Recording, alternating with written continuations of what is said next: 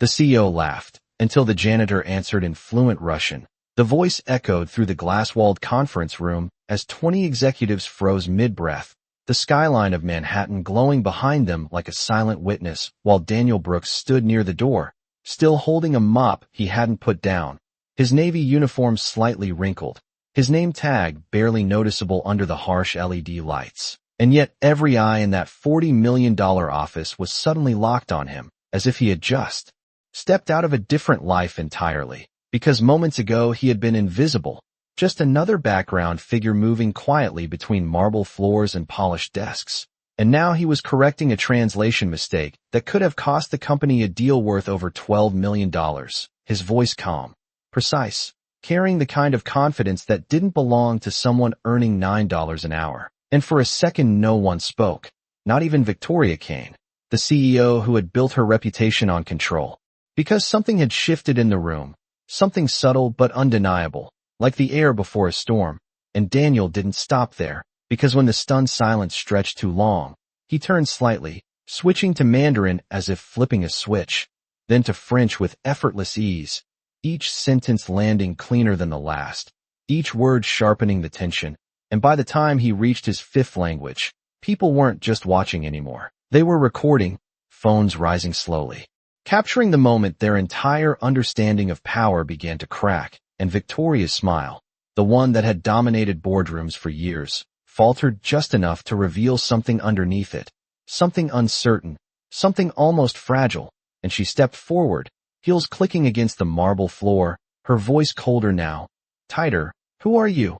she asked, but Daniel didn't answer right away. Instead, he set the mop aside with deliberate care, like someone preparing for something much bigger than cleaning floors, his eyes scanning the room not with fear, but with recognition, as if he had seen this exact moment long before anyone else realized it was coming.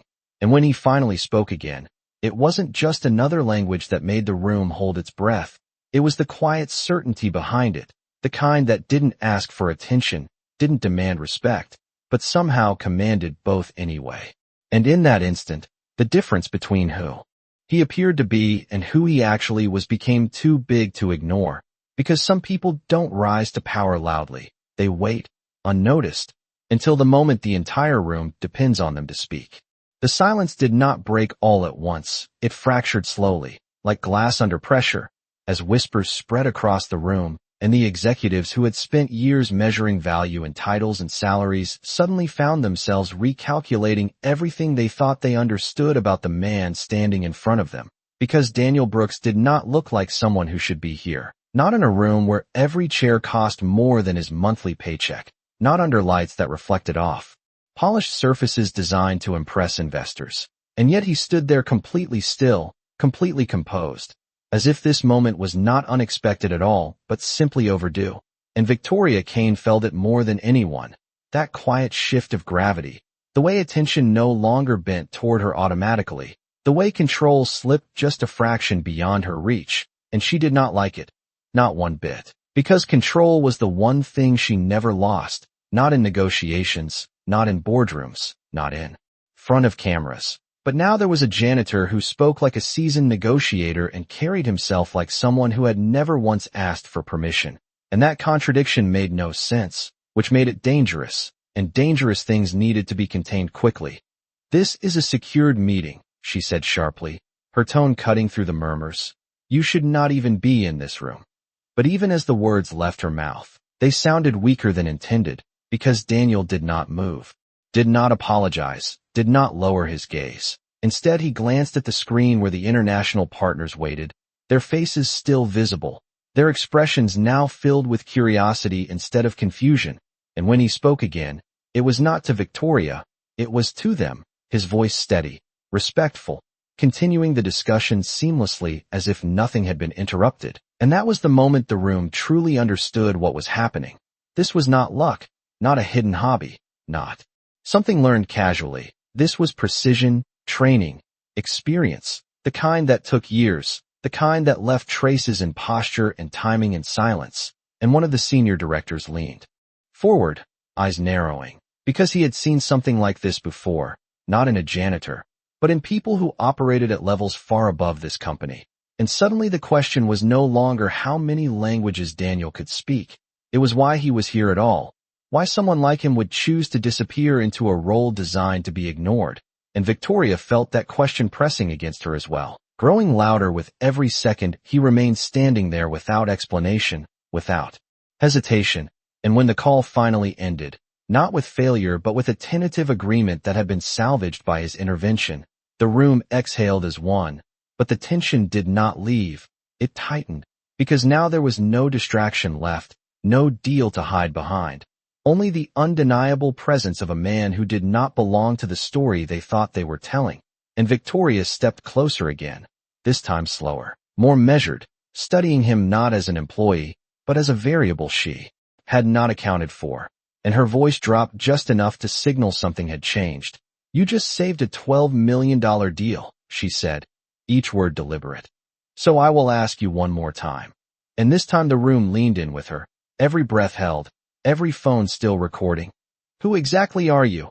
And for the first time, Daniel Brooks allowed a faint smile to touch the corner of his mouth, not arrogant, not mocking, just calm, like someone finally acknowledging a question that had been waiting to be asked.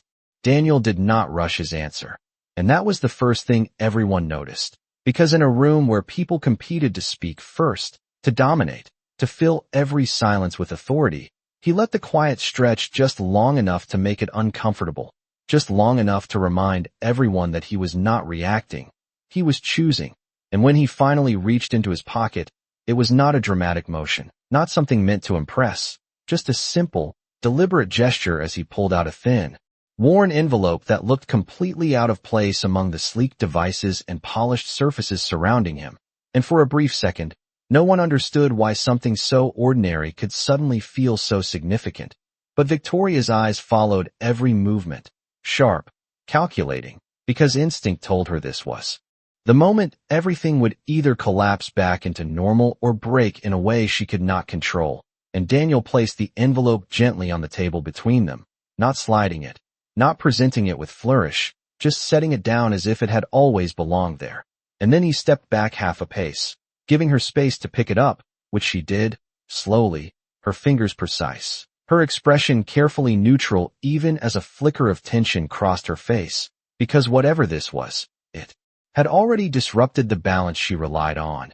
And she did not like unknowns, not in her company, not in her domain, and certainly not from someone she had dismissed as invisible.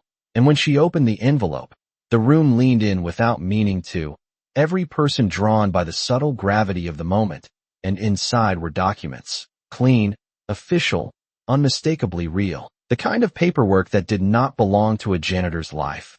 And as her eyes scanned the first page, something changed, not dramatically, not enough for anyone to fully understand yet, but enough that the air shifted again, heavier this time, more focused, because Victoria Kane did not lose composure easily. But she had just paused, just for a fraction of a second, and in that pause lived a realization that had not yet reached the rest of the room. And one of the directors stood slightly, unable to stay seated, trying to catch a glimpse of what she was seeing, but she angled the paper just enough to keep it private.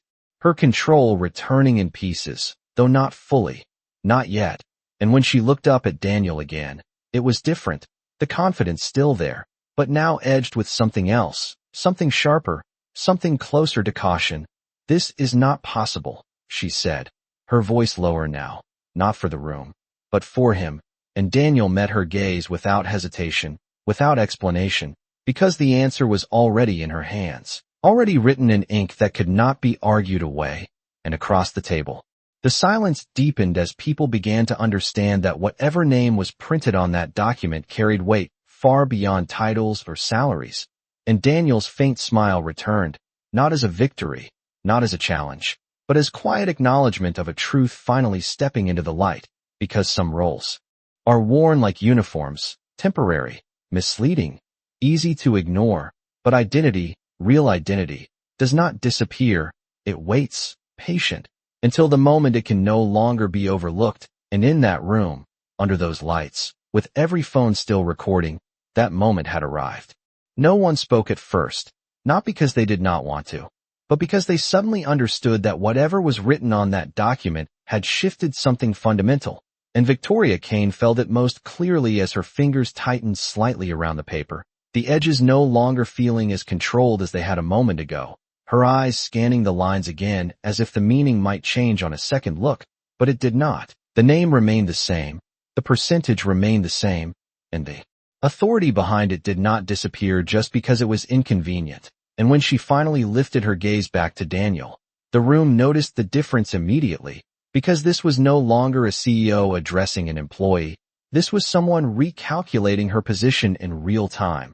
Someone recognizing that the structure she believed she stood at the top of might have been built on something she did not fully control. And that realization carried weight, quiet but undeniable, and one of the executives cleared his throat, unable to hold back any longer, asking what everyone else was thinking but did not dare to say out loud. "Victoria, what is it?" And for a brief moment she did not answer, which in itself was an answer, because she always answered, always filled the silence, always commanded the room. But now she chose her words carefully, too carefully. "It is a shareholder document," she said, each syllable measured. And that was when the shift became visible to everyone. Because shareholder was not a word that belonged anywhere near a janitor's name. Not in this building, not in this company. And the murmur that followed was no longer subtle.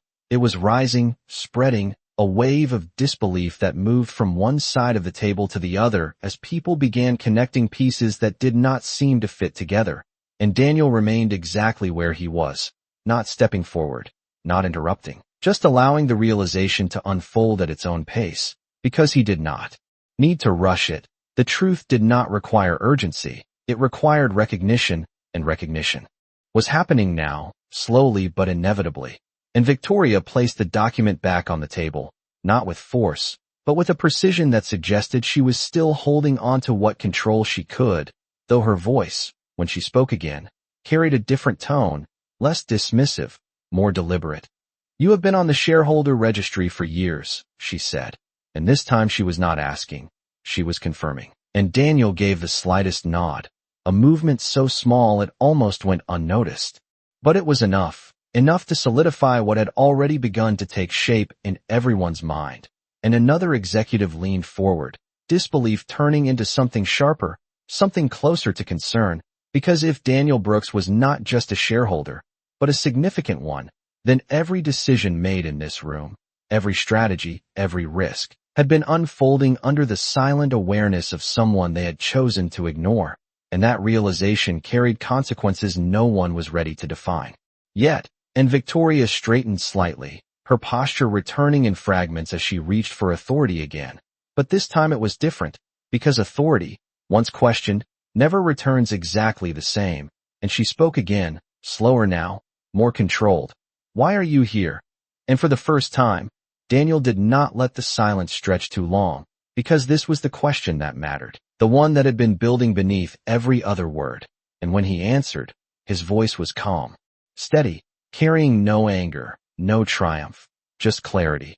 "I wanted to see how the company was being run," he said, and the simplicity of it landed harder than any dramatic reveal could have, because it meant that everything they had done, every decision, every assumption, had been observed, quietly, patiently, by the one person they never thought to notice. And in that moment, the room understood that the real shift was not just about who Daniel Brooks was. It was about everything he had already seen. The words did not echo, they settled, heavy and precise. And for a moment no one moved, because "I wanted to see how the company was being run" was not an explanation. It was a statement of intent, and intent carried implications that stretched far beyond the walls of that room. Because if Daniel Brooks had been watching, really watching, then every overlooked detail, every rushed decision, every quiet compromise had not gone unnoticed. They had been recorded in memory by someone who had chosen to remain invisible until now. And that realization began to ripple outward as the executives exchanged glances, subtle at first, then sharper, because the question was no longer about Daniel.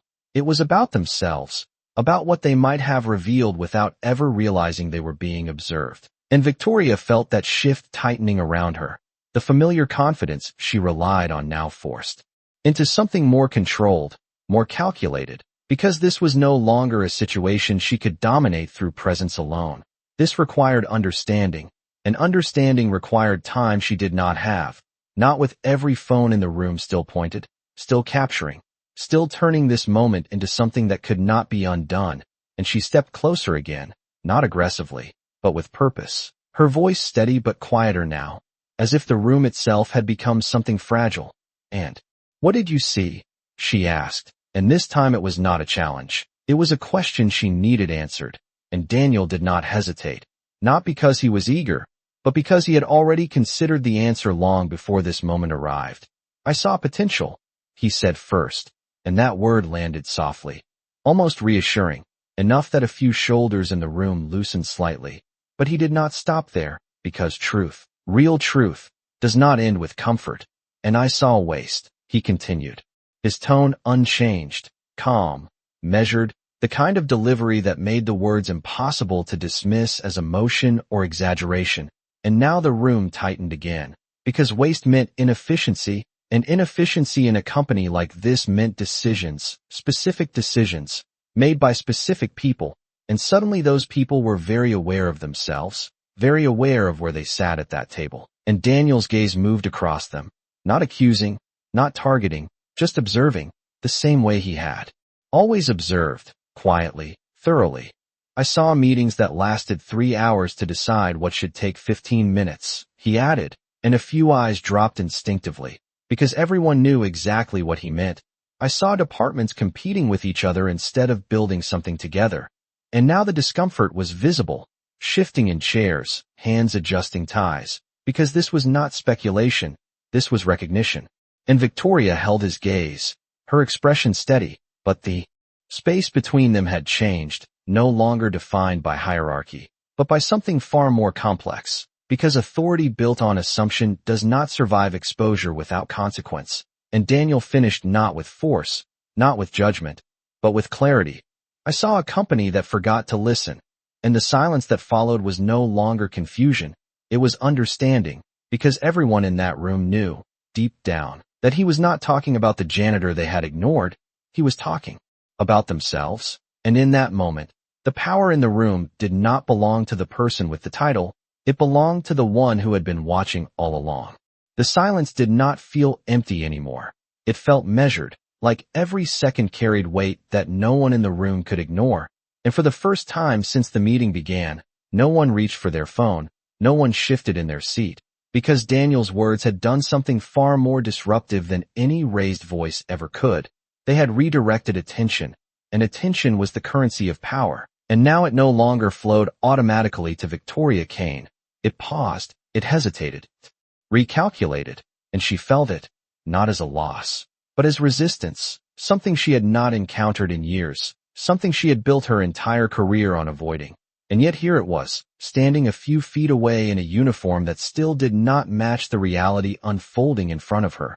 And she inhaled slowly, controlled, deliberate, because reacting too quickly would confirm what everyone was beginning to suspect, that this situation was no longer fully within her control, and she did not allow that, not openly, not here. "You observed," she said finally, her voice steady again, refined, pulling pieces of authority back into place. "But observation is not leadership." And a few heads nodded instinctively, grateful for the return of something familiar, something structured. But Daniel did not react to the statement, did not challenge it, did not agree. He simply listened, the same way he always had. And that made her continue, because silence from him was not submission, it was space. And she needed to fill it carefully. "This company operates at scale," she added, stepping slightly closer to the table, her presence reclaiming ground inch by inch. "Decisions are complex, trade-offs are necessary, and efficiency is not always as simple as it looks from the outside." And this time, more people nodded, more confidence returned to the room, because her words made sense. They always did. They were built to make sense. And yet there was a difference now, subtle but undeniable, because everyone in that room knew Daniel had not been speaking from the outside. He had been inside, closer than anyone realized. And that truth lingered beneath her explanation like a quiet contradiction. And Daniel finally moved, not forward, not toward her, but toward the table, his hand resting lightly on its edge, grounding the moment. And when he spoke, it was not louder, not sharper, just clearer. Leadership is not about making complexity sound reasonable, he said, and the sentence landed with a different kind of weight, not confrontational, but precise, like a line drawn where none had existed before, and the room shifted again. Because this was no longer a one-sided conversation, this was balance, something the company had not seen in a long time, and Victoria held his gaze, longer now, measuring, recalculating, because she understood what was happening, not just in the room, but beyond it, the recordings, the witnesses, the narrative already forming, and narratives, once formed, were difficult to control, and she adjusted, not retreating, but repositioning. Then explain it, she said, her tone no longer dismissive, no longer defensive, but deliberate, strategic. If you have been watching, if you believe you understand this company, then explain what you would do differently. And that question changed everything, because it was no longer about identity, no longer about shock. It was about direction, about responsibility, about stepping beyond observation into action. And for the first time, the room was not waiting to judge him. It was waiting to hear him, truly hear him. And Daniel Brooks, still in the same uniform, still standing in the same place, became the center of something far bigger than a single moment. Because now the question was not who he was, it was what he would do next. The question did not rush him. It settled in the room like a test no one else had prepared for. And Daniel Brooks did not answer immediately, not because he did not know what to say, but because he understood that in this moment, every word would carry weight far beyond the walls of that conference room.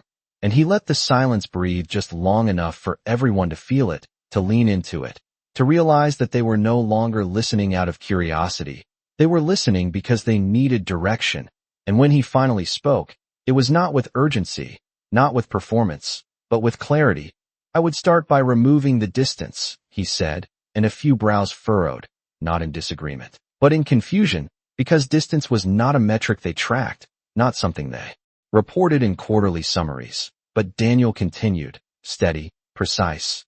There is too much space between decisions and consequences, he added, his eyes moving across the table, not accusing, just connecting. People make choices in this room that never reach the people affected by them, and that gap creates waste.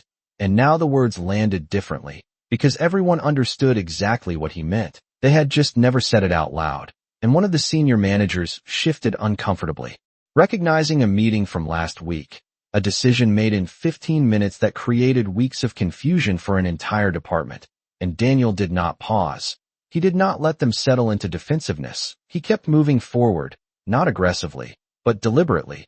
I would reduce the number of layers between an idea and its execution, he said, and now a few heads tilted, because this was no longer abstract. This was structural. This was real. You have too many approvals for things that should be simple, and not enough accountability for things that are not. And that sentence cut through the room with quiet precision, not loud, not forceful, but undeniable. And Victoria listened without interruption, her expression controlled, but her focus sharper than it had been all day, because this was no longer a disruption. This was insight, and insight, when it came from the wrong place, was dangerous, because it challenged not just decisions, but systems, and systems were what she had built her authority on. And Daniel's voice did not change as he continued. I would also listen more closely to the people you do not usually hear from.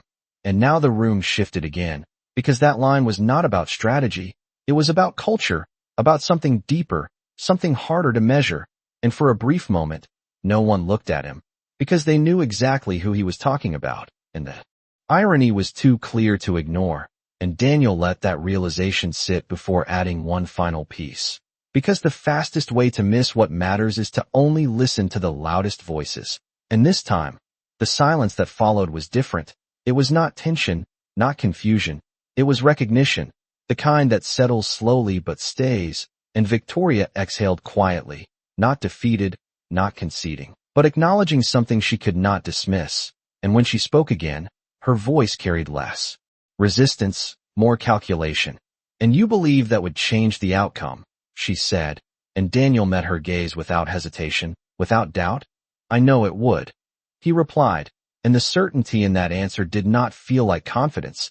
It felt like experience, the kind that does not need to prove itself, the kind that simply waits until someone is ready to hear it.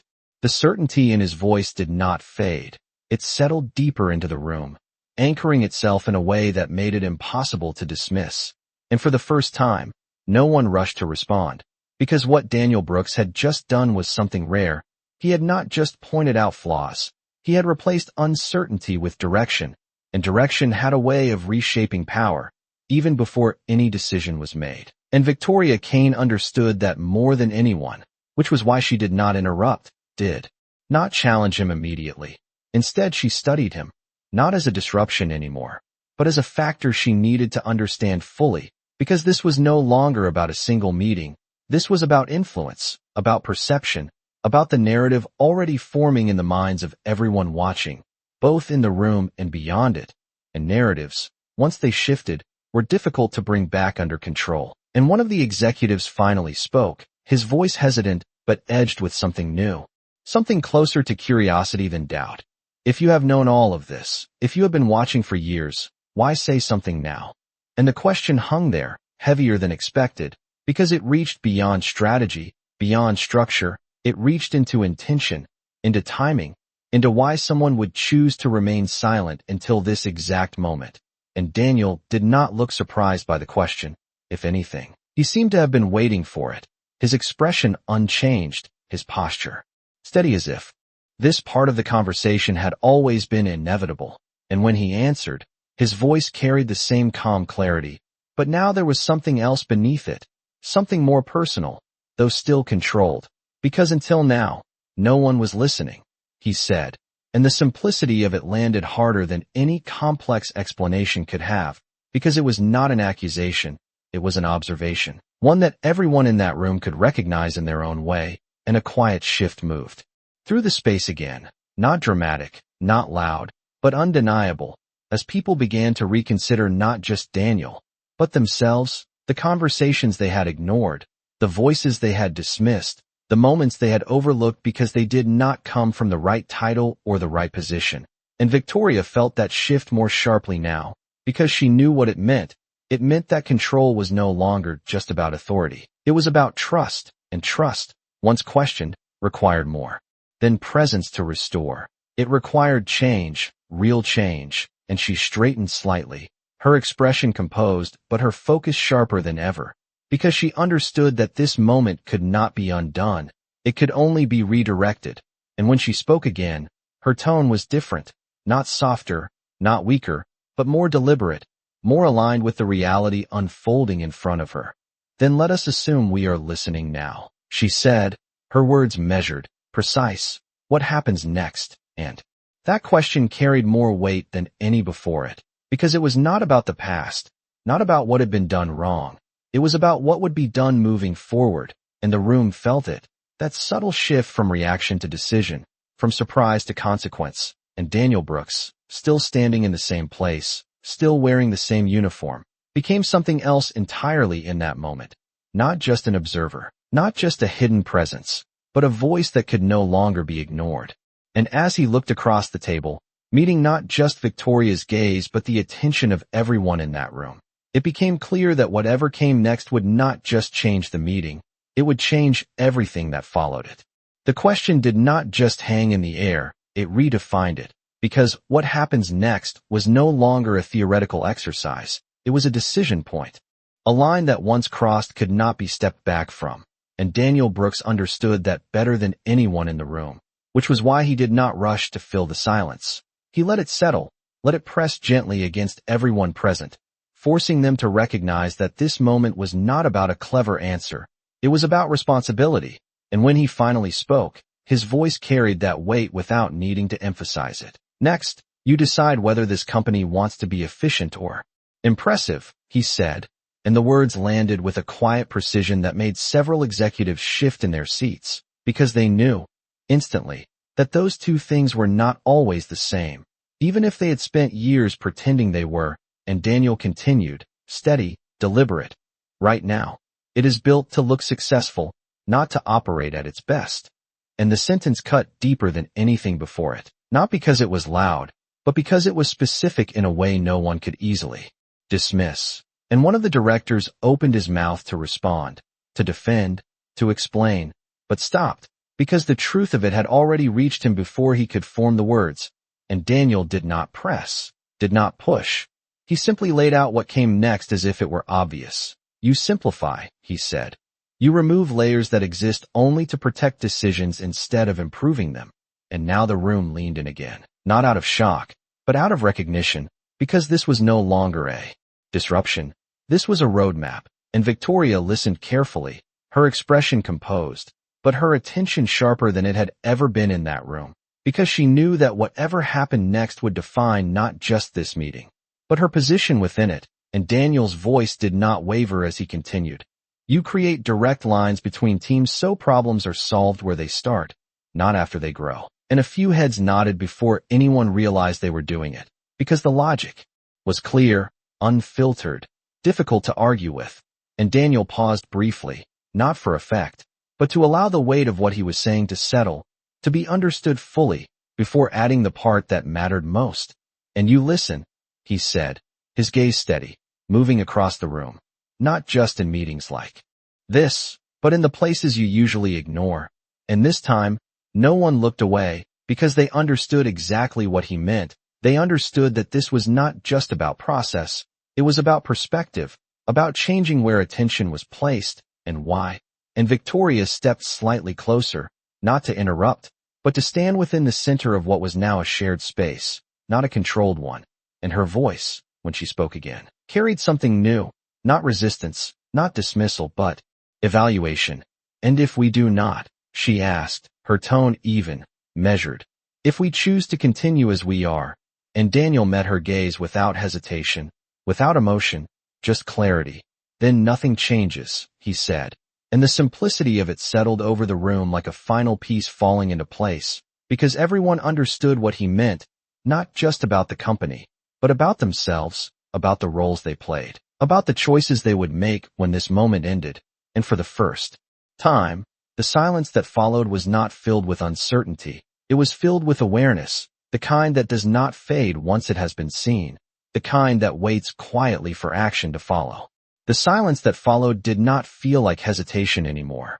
It felt like a threshold, as if everyone in the room understood that whatever came next would define more than just strategy. It would define alignment, and Victoria Kane stood at the center of it, not because she had claimed it, but because the room still looked to her to decide what direction this moment would take, and she knew it. She felt the weight of expectations settling back onto her shoulders, but it was different now. No longer automatic, no longer unquestioned, and that difference forced something rare from her, not reaction, not control, but choice. And she did not speak immediately. She allowed the silence to remain just long enough to show that she was considering, truly considering, not just how to respond, but what it meant to respond correctly. And when she finally moved, it was subtle, a shift in posture, a step closer to the table, her hand resting lightly against its surface as if grounding herself in something real rather than symbolic. And when she spoke, her voice carried the same clarity as before,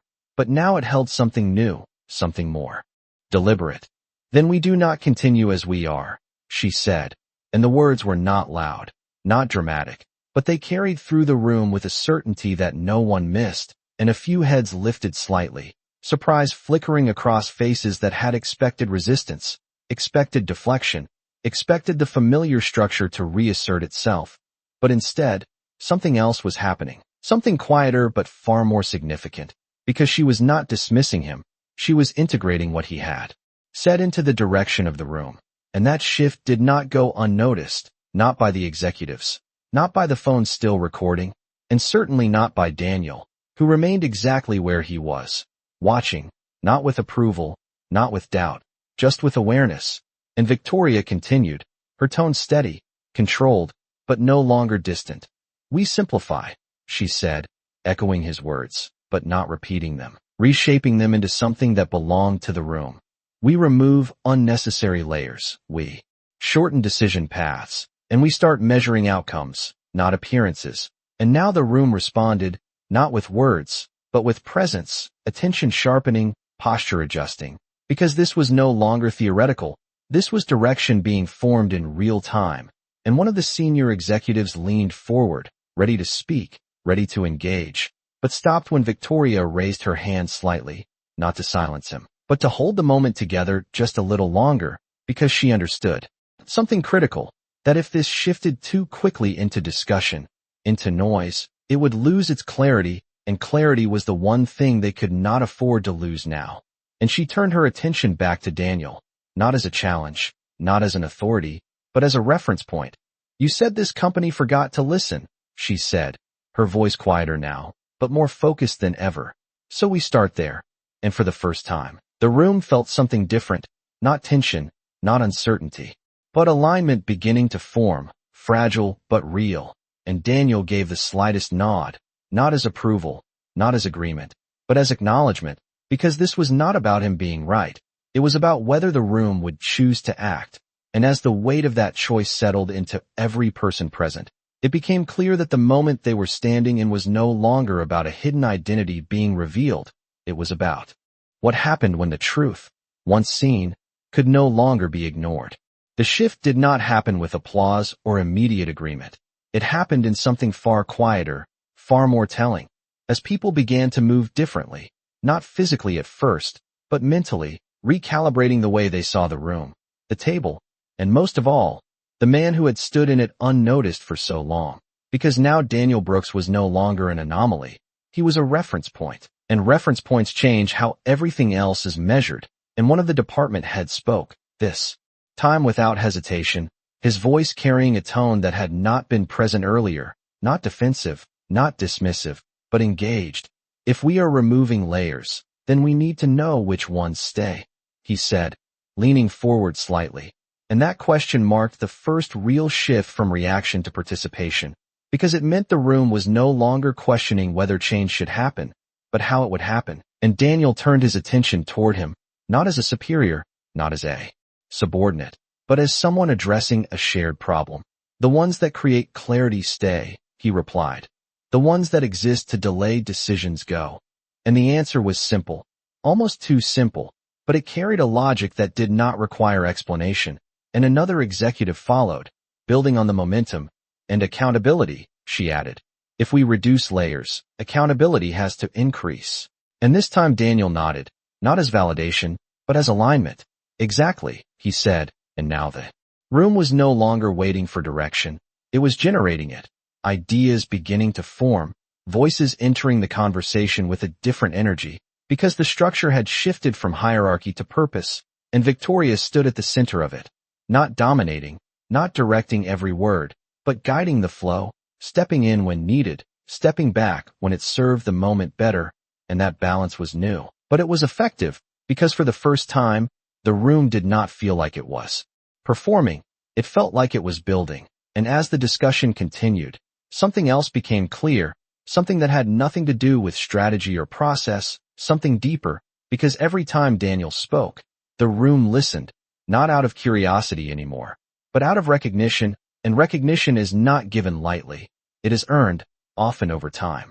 Often without anyone noticing until it is undeniable. And one of the younger managers, who had remained silent until now, finally spoke, his voice steady but carrying a question that reached beyond the immediate conversation. "If you have been here all this time," he said, looking directly at Daniel, "why did you stay invisible?" And the room quieted again. Not out of tension, but because the question mattered, not just for understanding him, but for understanding everything that had led to this moment. And Daniel did not look away, did not deflect. He answered with the same calm clarity he had carried from the beginning. "Because visibility without influence changes nothing," he said, and the words settled into the room with a different kind of weight, because they were not just about him. They were about everyone, about the roles they played, about the difference between being seen and being heard. And for a moment, no one spoke, because the truth of that statement reached further than the conversation itself, and Victoria watched him carefully, not as a challenge, not as a threat, but as something far more complex, something she had not anticipated but now had to understand, because the structure of the room had changed, the balance had shifted, and as the conversation continued to build, it became clear that this was no longer about correcting a meeting or salvaging a deal. It was about redefining how the company itself would operate moving forward, and that kind of change does not come from a title, it comes from a moment, and this was that moment. The room did not return to what it had been. It could not, because once a structure is seen clearly, it cannot be unseen, and the conversations that followed no longer carried the same tone of performance or hierarchy. They carried intention, sharper, more focused, as if every person present had quietly decided that what happened next mattered more than how they appeared while doing it. And Victoria Kane moved within that shift with a precision that had always defined her, but now it was directed differently, not toward control for its own sake, but toward shaping something that could hold under scrutiny, something that could function beyond this room, beyond this moment. And she began assigning responsibilities, not in the old way, not layered and delayed, but directly, clearly. You will reduce the approval chain for product decisions, she said to one director, her tone firm but streamlined. No more than 2 levels. And he nodded immediately, not because he had to, but because the logic no longer needed to be defended. And she turned to another. You will establish a direct feedback loop from operations to strategy. And again, there was no hesitation, because what had been said earlier still echoed, still shaped the way these instructions were received, and Daniel watched all of it without stepping in, without redirecting, because this part did not belong to him anymore. This was the company responding to itself, adjusting, recalibrating in real time. And that was the point, not to replace leadership, but to realign it. And one by one, the room began to move with a different rhythm, faster, cleaner, less concerned with maintaining structure and more focused on creating outcomes. And even the smallest details reflected it. Conversations became shorter, decisions more immediate, questions more precise, because clarity, once introduced, has a way of spreading. And Victoria paused briefly, her gaze moving across the room, taking in the shift she had allowed, the shift she had chosen. And for a moment, something passed through her expression, not doubt, not resistance, but recognition, because this was not how she had planned the day, but it might be exactly what the company needed. And she turned back to Daniel, not as a test, not as a challenge, but as acknowledgement. You stayed long enough to see the problem, she said, her voice steady. But problems are only half the equation. And there was no hostility in her words, only a quiet expectation, a line drawn not to push him away, but to define what came next. And Daniel understood it immediately, because this was not about proving a point anymore. It was about sustaining one. And he stepped slightly forward, not into control, but into alignment. Then we make sure the solution does not depend on one person, he replied, and that answer settled differently, because it shifted the focus away from him entirely, placing it back where it belonged, on the system, on the structure, on the people in the room. And Victoria gave a small nod, not agreement, not concession, but recognition, because leadership is not about holding power, it is about distributing it correctly. And as the room continued to move, continued to adjust, continued to build on what had begun, it became clear that this moment was no longer defined by surprise or revelation. It was defined by what followed, by whether the clarity that had been introduced would remain once the meeting ended, once the cameras stopped recording, once the room returned to its normal state. And Daniel Brooks, standing there in a uniform that no longer defined him, understood that better than anyone, because change is easy to start in a moment like this. But what happens after, when no one is watching, that is where it is either proven or lost. The meeting did not end with a gavel or a final statement. It dissolved slowly, like something that had outgrown the room that held it, as people gathered their devices, exchanged quieter words, and stepped out into the hallway carrying more than just notes or assignments, carrying a shift in how they saw their roles, their decisions, and the space between them. And Victoria Kane remained where she was for a moment longer, her hand still resting lightly against the table, her eyes not on the documents or the screens, but on the reflection in the glass, the skyline beyond it unchanged, steady, indifferent to what had just happened inside. And that contrast did not escape her, because companies change, people change, but the world outside does not wait for either. And she turned slightly, her attention returning to the room just as it emptied.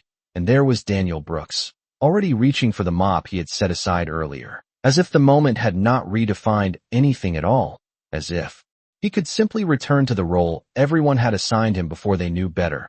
And for a second, that image held, quiet, almost surreal, the man who had just reshaped an entire conversation stepping back into invisibility without hesitation, and Victoria watched him, not with confusion, not with doubt, but with understanding forming in real time, because influence does not always seek position. Sometimes it reveals itself only when necessary, and disappears just as quickly when the work is done. And she took a step toward him, not hurried, not forced, just intentional. "You are not going back to that," she said, her voice even, not a command, not a request, but something in between, something that acknowledged both what had been and what could not continue. And Daniel paused, the mop still in his hand, considering her words not as a correction, but as a possibility. And when he looked at her, there was no resistance, no eagerness either, just clarity, the same clarity he had carried from the beginning. "That depends," he said. And the answer was simple, but it carried weight, because it placed the next decision not on him alone, but on what the company would choose to become. And Victoria held his gaze, understanding exactly what he meant, because change is not defined by a single meeting. It is defined by what is sustained after the moment passes. And she nodded once, not as agreement, not as conclusion, but as recognition, because the real work had not started yet. It had only been revealed. And as the last of the room emptied and the lights dimmed slightly, the space felt different, not because of what had been said, but because of what could no longer be ignored. And Daniel Brooks set the mop aside once more, not with hesitation, not with ceremony, just with quiet intention. And for the first time, the question was no longer who he was, but what would happen when someone who had seen everything chose to stay.